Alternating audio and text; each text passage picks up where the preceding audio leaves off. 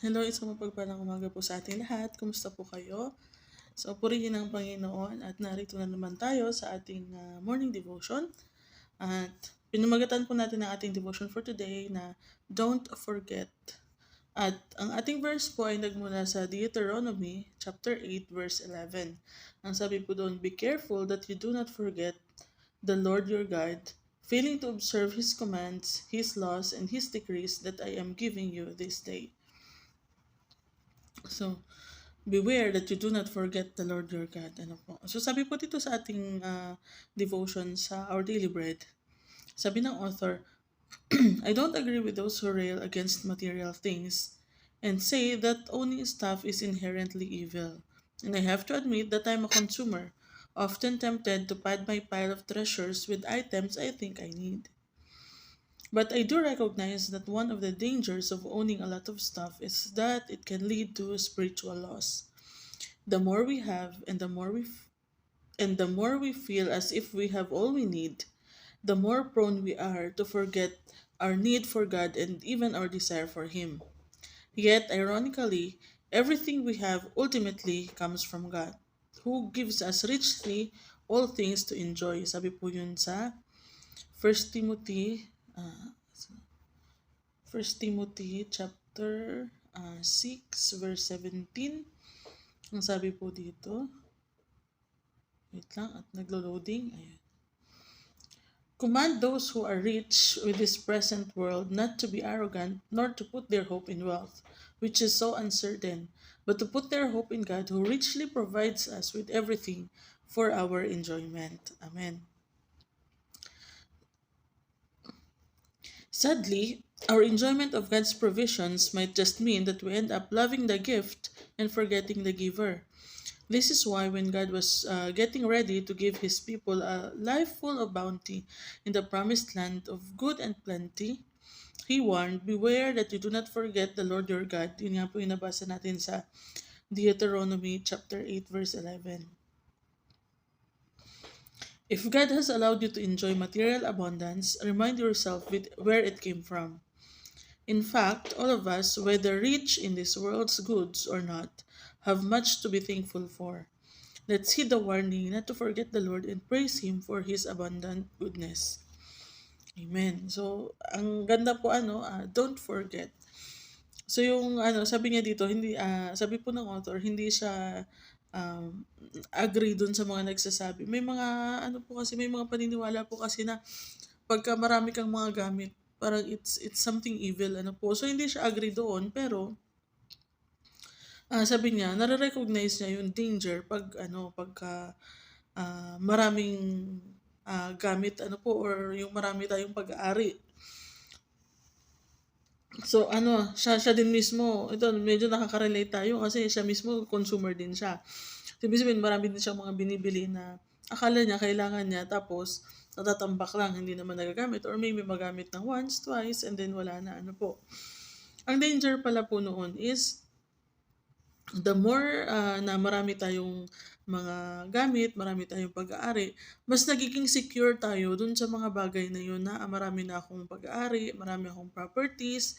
So ngayon, nakakalimutan na natin yung need natin para sa ating Panginoon. Kasi pakiramdam natin, lahat ng kailangan natin andito na, nasa atin na. So yun pala yung danger nun. So nawawala yung ating desire para sa ating Diyos, na nawawala yung ating pangangailangan, yung pangangailangan natin sa Diyos. Pero katulad nga po dun sa 1 Timothy 6:17, lahat po ng ini-enjoy natin ngayon, lahat ng meron tayo, galing po sa Panginoon. He gives us richly all things for our enjoyment. Sabi po sa 1 Timothy 6:17.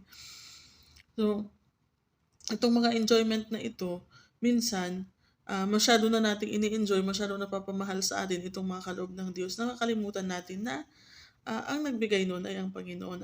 Kaya lahat po dapat ng ating nare-receive, lahat ng meron tayo, lagi nating ibabalik ang pasasalamat sa ating Diyos. Huwag nating kakalimutan na ito ay galing sa Kanya. Minsan, let's say nagkaroon tayo ng sasakyan, very thankful tayo na nagkaroon tayo ng sasakyan. Alagang-alaga natin yung sasakyan. Talagang pinapaliguan natin, winawax natin para shiny siya lagi, yung ganun ba. love natin yung sasakyan, nakakalimutan na natin na ipagpasalamat lagi sa Panginoon at binigyan tayo ng sasakyan, ano po. So, yun po yung ibig sabihin dito ng author.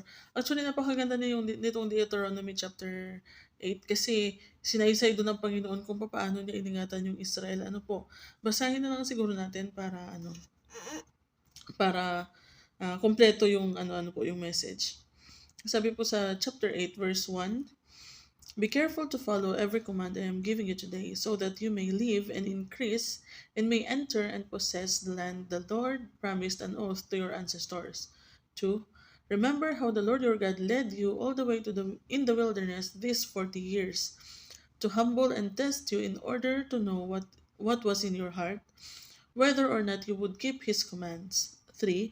He humbled you, causing you to hunger and then feeding you with manna, which neither you nor your ancestors had known, to teach you that man does not live on bread alone, but on every word that comes from the mouth of the Lord. So ito po yung kinote ni Jesus Christ nung tinutokso siya, ano po, sa Deuteronomy chapter 8, verse 3. Verse 4, your clothes did not wear out, and your feet did not swell during these 40 years.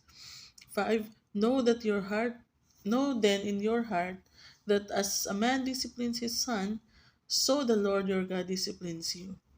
6. Observe the commands of the Lord your God, walking in obedience to him and revering him. 7. For the Lord your God is bringing you into a good land. Ito na yun. A land with brooks, streams, and deep springs gushing into the valleys and hills. A land with wheat and barley, vines and fig trees, pomegranates, olive oil, and honey. A land where bread will not be scarce, and you will lack nothing. A land where the rocks are iron, and you can dig copper out of the hills. When you have eaten and are satisfied, sa verse 10, praise the Lord your God for the good land He has given you. And yung sa verse 11 nga, be careful that you do not forget the Lord your God, failing to observe His commands, His laws, His decrees that I am giving you this day. So, napakaganda po, pinakita ng Panginoon kung paano niya iningatan yung mga Israelites. Ano po, hindi nga daw, doon sa loob ng 40 years na sa wilderness sila, hindi na luma yung mga damit nila. Kasi, imagine mo 40 years, so ilan ang naipanganak noon, tapos kung ilang araw yun na hindi man sila nakakagawa ng damit kasi lakad sila ng lakad or mag-camp man sila ilang days tapos na ano na naman ulit. So, ibig sabihin, yung mga damit nila hindi na luma, yung mga paa nila hindi na nag-swell or na manas, hindi sila nagutom. Ano po, lahat pinoprovide sa kanila ng Panginoon. Nagutom sila at kasi tinetest sila ng Panginoon. Pero ang Panginoon din ang nag-provide ng pagkain nila, ng mana, ng pugo, na yun ang kinakain nila. Ano po. At yung pangako ng Diyos na dadalhin sila dun sa napakagandang lupain na mayaman sa lahat ng bagay. Ano po. Ang sabi din ng Panginoon sa verse 10, when you have eaten and are satisfied, praise the Lord your God for the good land He has given you. So sa atin din pong buhay ngayon, syempre bago po natin narating yung stage na meron tayong maraming possessions, marami din tayong pinagdaanan, ano po. Kahit pa sabihin na tagapagmana tayo ng mga ari-arian ng magulang natin, marami pa rin tayong pinagdaanan bago natin mamamana yon. So, kumbaga, hindi agad-agad na nabibili natin yung lahat ng gusto natin, hindi lahat nakuha natin. So maaring parang mga Israelites na para tayo nasa wilderness ba na day by day living in the grace of God, ano po, na talaga namang siya ang nagpo-provide ng ating pagkain, siya ang nagpo-provide ng ating inumin, siya ang nagpo-provide ng kalakasan, lahat-lahat hanggang sa umabot na tayo dun sa stage na naabot na natin yung katulad ba ng sa promised land, though hindi ito yung pinaka natin, katulad ba nung sa promised land na ando na yung lahat ng bagay, masagana na tayo sa lahat ng bagay. Ngayon, sabi dito, when you have eaten and are satisfied, praise the Lord your God for the good land He has given you. So, pagka tayo ay nagkaroon ng mga bagay, pag tayo ay nabubusog sa masasarap na pagkain, purihin natin ang Diyos dun sa mga ibinigay niya sa atin. Ano ba yung mga good land na ibinigay sa atin ng Diyos na nagiging source nitong mga good things na ito, ng mga things na ito? Yung ating mga trabaho, yung ating pamilya, ano pa, yung ating mga kasama sa trabaho, yung ating mga employer, Ano pa, yung mga place na napuntahan natin katulad nito nasa Saudi Arabia. Ano pa ba yung mga good land na nagiging source yung ating business. So, ibinigay yan ng Diyos sa atin, yung good land na yan na siyang source ng ating kinabubuhay. Ano po, maging yung ating mga pamilya na siyang source ng ating kasiyahan. Ano po, lahat po yan ay ibinigay sa atin ng Panginoon. So now that we have eaten and are satisfied, now that we possess these things and we are satisfied, we should praise the Lord. Be careful that we do not forget Him. Ano po? Be careful na masyado tayong mapamahal dun sa gifts, makalimutan natin yung giver. Ano po? Maging ano po, kahit sa tao, let's say, ang tagal-tagal mong inantay yung mapapangasawa mo, ibinigay sa iyo ng Diyos. Ngayon, mahal na mahal mo yung asawa mo, nakalimutan mo ng Diyos. Parang hindi mo na kailangan ng Diyos kasi binigyan ka na niya ng asawa. Hindi po. Kailangan, mas mahal mo pa rin ang Panginoon. Kasi, kung hindi niya ibinigay sa iyo yung asawa mo, di hindi mo rin mararanasan yung ganong pagmamahal, di ba po? Di mo may enjoy yung ganong marriage. So, lagi pong sa lahat ng bagay, yung anak, kung matagal nating ipinagpray ang ating mga anak at ibinigay na ng Panginoon, lagi nating ipagpapasalamat at lagi nating huwag kakalimutan na siya ibigay ng Diyos sa atin. Ano po? So, sa lahat po ng bagay, ano man ang ating possessions, whether persons man or material things, kung ano pa mang kayamanan natin na itinuturing dito sa mundo.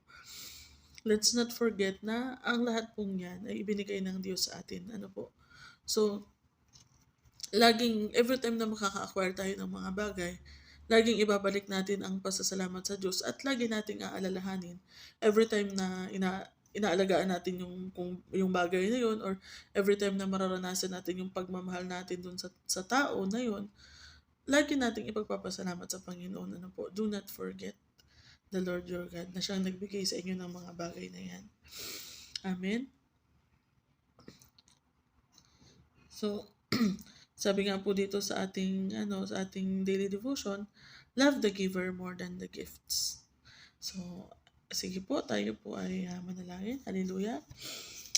Maraming salamat, Panginoon, for your words, O Lord. Thank you for reminding us, O Lord, na lahat po ng meron kami, Panginoon, yung aming mga mahal sa buhay, yung aming mga prized possessions, lahat ng aming mga riches sa mundong ito, Panginoon, ay nagmula po sa inyo, Panginoon.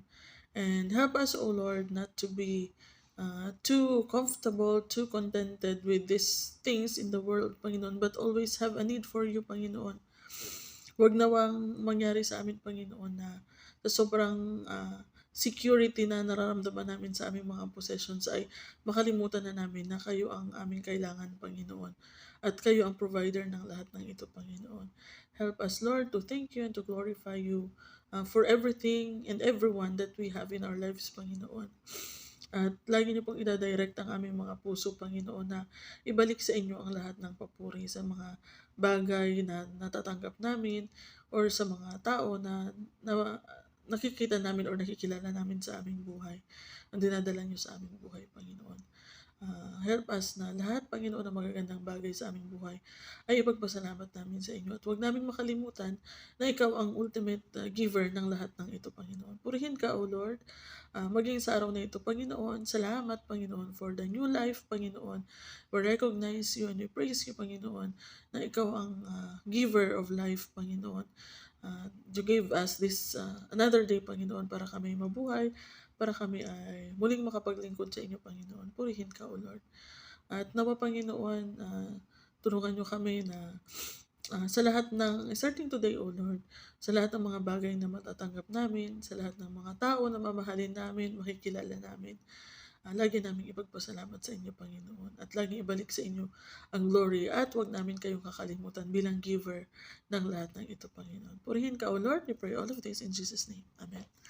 So, ayun po. Maraming salamat po mga kapatid sa pakikinig or panunood. Nawa ay wag po tayong mag-take ng credit doon sa mga bagay na na-acquire natin. Huwag po tayo mag-take ng credit na ito ay akin lang. Parang ito ay galing sa akin at parang hindi ko naman pala kailangan ng Diyos, sapat na itong mga bagay na ito. Maging sa mga tao na nasa buhay natin, huwag nating iti-take yung credit, lagi nating ipagpapasalamat sa Panginoon. Ano po kasi, siya po ang nagbigay ng lahat ng bagay na iyan. So, purihin ang Panginoon. Ingat po kayo mga kapatid sa maghapon. God bless.